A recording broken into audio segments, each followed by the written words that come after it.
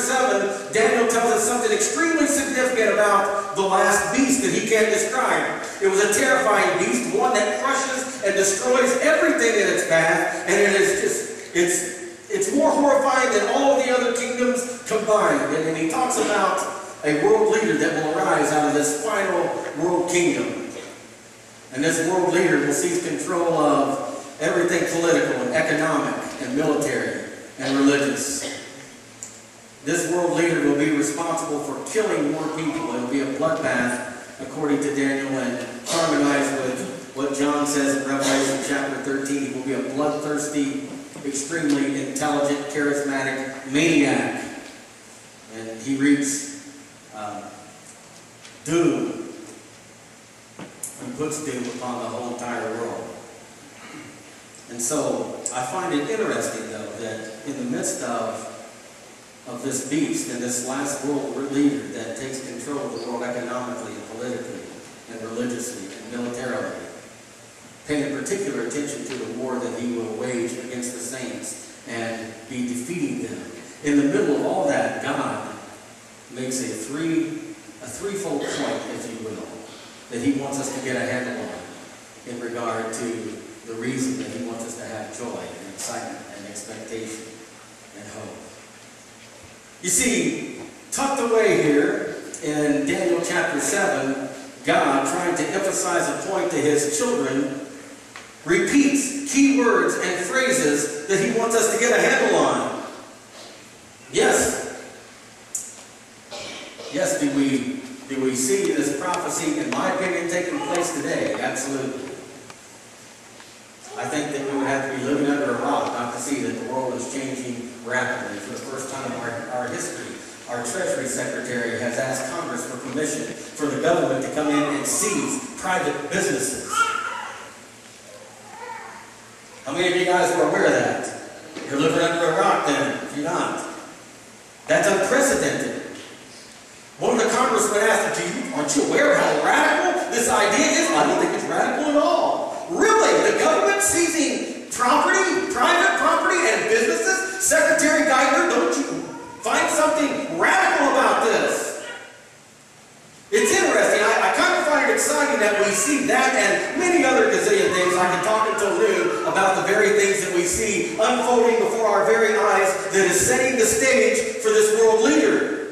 Make no mistake about it. John says no one will be able to buy, sell, or trade. He will kill 1/3 of all mankind. He will come in like a lamb. He will go out like a vicious, angry, carnal beast that will make war against the saints. People have said, preacher, do you believe in the rapture? Well, I hope the rapture happens, but I don't see it happening here. I see the church being here for the whole show. He makes war against the beast, or against the saints, and he is defeating them. Perhaps you and I may not live to see this in our lifetime. I think we're seeing it unfold right now. I think we're only 5 minutes into this. Are you kidding me? Printing $1 trillion worth of money that doesn't exist? And then our secretary, the Secretary of the Treasury, Mr. Geithner, who somehow forgot how to use TurboTax and pay his taxes. And this isn't a political speech, okay? I'm just trying to make a point here. That he agreed with the G20, the leaders of the G20, that we should have a world currency. Are you guys aware of that? It's right on the news. Setting the stage for global economic, political, religious, and military dominance by first a final world empire, and then arising is a final world leader that rides upon the resources of this final world empire, wreaking havoc upon mankind and anyone that stands in his way, particularly the people of God.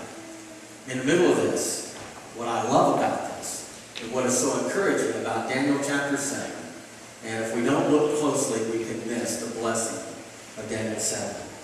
What I like in Daniel 7, God makes a threefold point that is basically a smack against this final world empire and this final world leader, and I love it so much.